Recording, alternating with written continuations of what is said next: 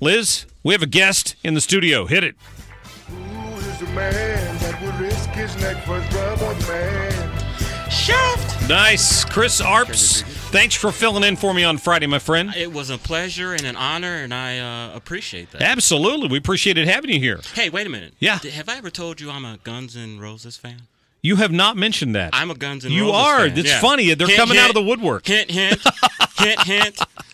I'll have to get you on the fill-in host list back there for ticket requests. So my chances are slim to none. The police chief was in here yesterday from Baldwin. He told me he's a Guns N' Roses fan, Chief Scott. So they're just coming out of the woodwork. Welcome to the jungle. We are going to give away a couple of Guns N' Roses tickets later today, so don't start calling yet. Yesterday, we played the music as a bump music, and the phone started ringing because people thought we were about to give the tickets away. Mark, I listened to your show. Just telling you. I was listening. You were calling, probably, weren't you? Texting. Texting. Christopher is how that name's going to come across. Christopher won. I've been called worse. Christopher from St. Louis County won. You're wearing a Patriots jersey. I thought you were a a Dallas fan. This is a friend of mine who had a organization, and she was giving these T-shirts away. Okay. So you are a Patriot. You're not a fan of the Patriots. No, I see. Okay. Even though Brady is probably going to go down as the best quarterback ever, and I hate president to on admit the brain there. But no, I'm not a Patriots fan at all. Yeah, Brady's got a rough life. You know, just besides the fact that he's got a rifle of an arm and he's an outstanding quarterback, he's tough on the eyes and he has trouble attracting beautiful women. It's a tough life, I'm telling you. Supermodel. I know, I'm just teasing you. Yeah, he hit the Powerball of life there, didn't he? I'm just telling you. Some people got it, some people don't. You know what Dick Gephardt used to say? People are the winners of life's lottery. That's what he told people that were actually successful. The winners of life's lottery. They didn't work hard to get there. You're just a winner right. of life's exactly. lottery. Thank you. You know, the other day I'm cleaning out a room at my house because my mother's going to be, when she comes to visit us, she'll be staying in this bedroom in the basement. And I came across it was Dick Gephardt for President press credential, I think from 1998. Is this Dick Possibly. Gephardt, son of a milkman? Yes, that's him. Yeah. I'm trying to think of what the year was on it, but it was a Dick Gephardt for President media credential. I think it was 88, and then he tried to run again in 92. Yeah, it was in the early, but I didn't get here till 93, so it was after that. Oh, okay. So he ran for president again at some point after that. Yeah. See how relevant he is, because we don't know when he ran or anything. Sure. So. Now, he might have run in that primary at the end of Clinton's term. Did he? He may have. Maybe against Gore, did he? I can't remember. Who cares? Al Gore. Did you see that guy yesterday at Trump Tower? Yes, I did.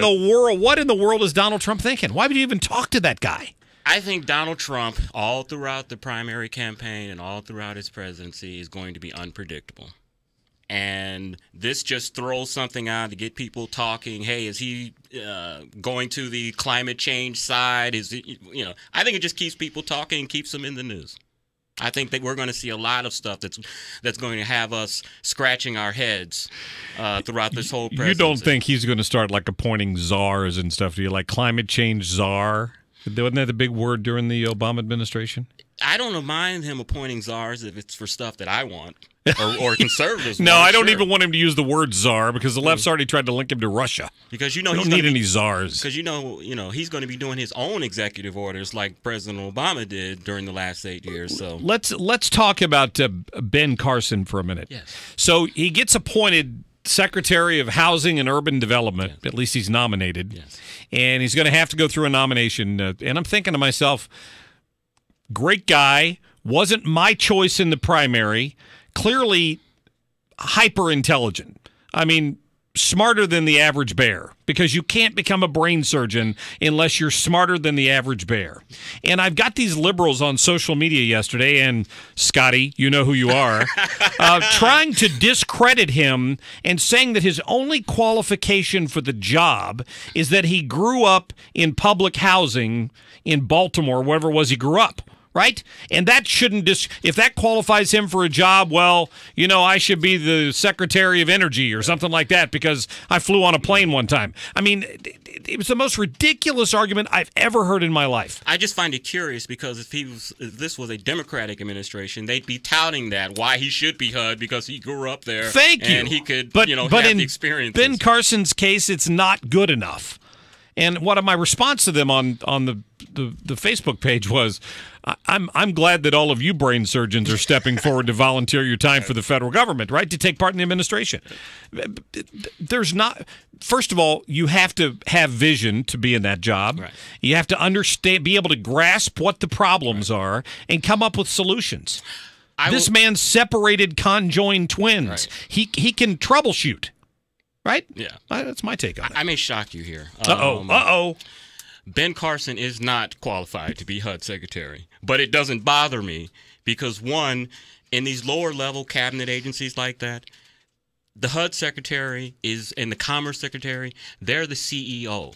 But they have a deputy secretary that are in these agencies that are the COO that really runs these agencies. And these are the ones that they appoint that really have the knowledge on HUD and commerce and all that type of stuff.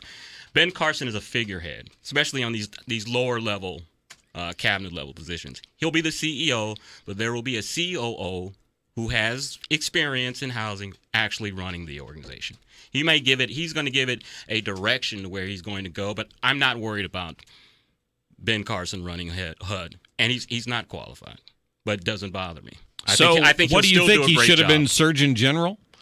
You're trying to pigeonhole him just because he's a brain surgeon? No, Shame on you. No. I just said I just don't think he's qualified. No, to that's be fine. HUD Secretary. I mean, I guess if he wasn't qualified to be HUD Secretary, he wouldn't be qualified to be president. Yeah. Well, he said before that he didn't want to be in the cabinet because he doesn't have any experience. No. Isn't that what he said? He did not say that. Oh, Armstrong Williams, former talk show host who is his mouthpiece sometimes, said that. Then he had to walk it back because Carson said, wait a minute, I didn't say that. Well, Armstrong Williams and Dr. Carson are very close. Armstrong is his quote-unquote business manager. Okay. So I think they're of the same mind on a lot of things, and sometimes Armstrong gets out front of things before. I'm telling you, you cannot trust talk show hosts to be your PR people. I'm just teasing. I know Armstrong. I'm just teasing because I just said Laura Ingraham should be the press secretary. So don't listen to me. But she had a prior career to that in government. She did. She did serve, and I think she served in the Reagan administration. Yeah, exactly. So I don't have a problem with that per se. You know, one thing you told me you wanted to talk about that we haven't gotten to yet today was this attack on Eric Greitens' wife in the Central West End. So Liz had a good question. We put out requests to the Greitens people, to 2 or 3 of them, in fact, inviting either the governor-elect, quite frankly, the governor-elect, not his wife, onto the show today to talk about what happened and maybe his transition team a little bit. And I guess they're pretty busy because they didn't get back to us. I'm checking my email here. They don't do a lot of media. Never got back to me. No. But I thought maybe they'd be willing to come on this station and talk about what happened, and we got no response. They don't like generally to do a lot of media. I hope that changes once he becomes elected. The first time I guest hosted for you, I had some contacts to them, and I tried to get him on. Yeah, and I said, I'm not going to bite or.